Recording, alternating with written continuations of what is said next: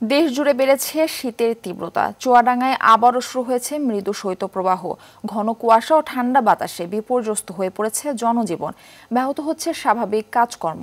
হাসপাতালে বাড়ছে শীতজনিত রোগীর সংখ্যা। ভোর ৬টায় জেলার সর্বনিম্ন তাপমাত্রা ৯.৮ ডিগ্রি সেলসিয়াস রেকর্ড করা হয়েছে। গতকাল থেকে সূর্যের দেখা নেই পঞ্চগড়ে। ভোরে ঘন কুয়াশায় ঢেকে থাকছে চারপাশ। হেডলাইট জ্বালিয়ে ধীর গতিতে চলছে যানবাহন। আগুন জ্বালিয়ে শীত নিবারণের চেষ্টা করছে দরিদ্র মানুষ।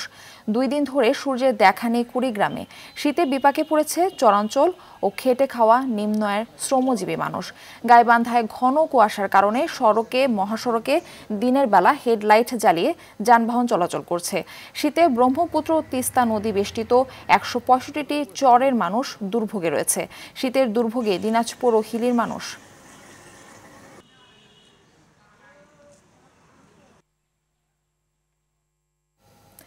এই মুহূর্তে পঞ্চগড় থেকে আমাদের সঙ্গে সরাসরি যুক্ত হচ্ছেন সহকর্মী হারুনুর রশিদ। হারুন, জনজীবনে শীতের কি প্রভাব পড়েছে জানাবেন আমাদের।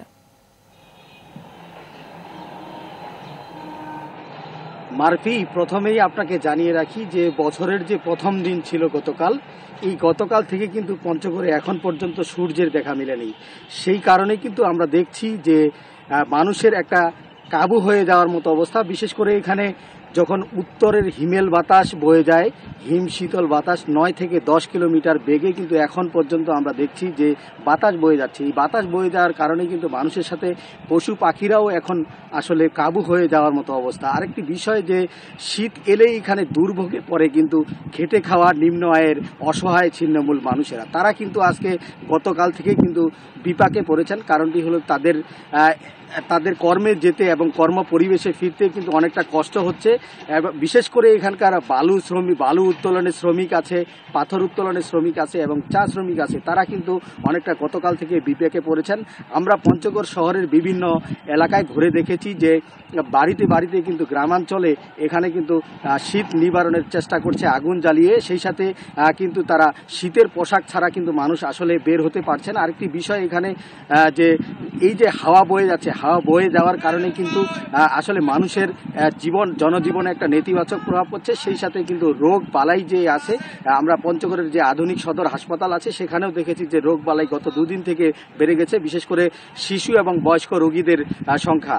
তো পঞ্চগড়ে এখন পর্যন্ত সূর্যের দেখা মিলেনি। মানুষ কিন্তু আসলে সূর্যের আলোর জন্য এখানে অপেক্ষা করছে। মারফি, এই ছিল আমার কাছে পঞ্চগড় থেকে শীত নিয়ে সর্বশেষ তথ্য। মারফি, ধন্যবাদ আপনাকে।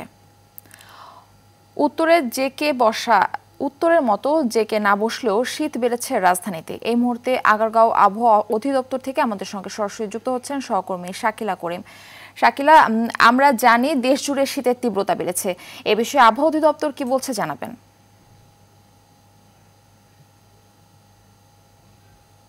মারফি, আপনি কিন্তু দেখতেই পাচ্ছেন যে বেলা এখন ঘড়িতে ১২টা বাজে, কিন্তু এখনো পর্যন্ত কিন্তু সূর্যের দেখা মেলেনি।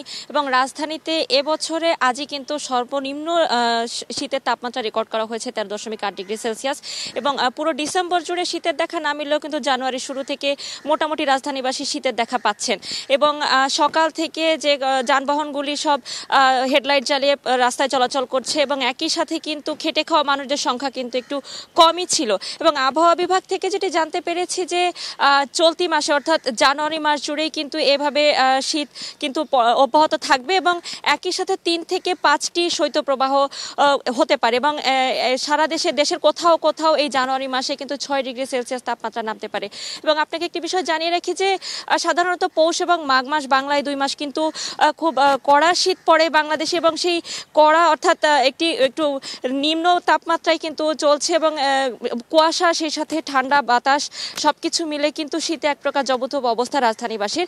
এবং এই আজ কিন্তু পৌষ মাসের 18 তারিখ, অর্থাৎ এখন কিন্তু বাংলা ঋতু অনুযায়ী কিন্তু শীতকালই চলছে এবং সেই শীতকাল কিন্তু রাজধানীবাসী গতকাল থেকে সেই শীতের দেখা পাচ্ছেন। এবং এই যে শীত শৈত্যপ্রবাহ চলছে এখন, এটা কিন্তু আরো 2 থেকে 3 দিন কিন্তু চলবে এবং এরপর গিয়ে হয়তো কিছুটা কমতে পারে। এবং এই আপনাকে যেমনটি বলছিলাম শুরুতেই যে 3 থেকে 5টি শৈত্যপ্রবাহ সারা দেশে প্রবাহিত হবে জানুয়ারি মাসেই এবং সেই শৈত্যপ্রবাহে দেখা পেতে যাচ্ছে সারা দেশবাসী পাশাপাশি সঙ্গে রাজধানীবাসীও।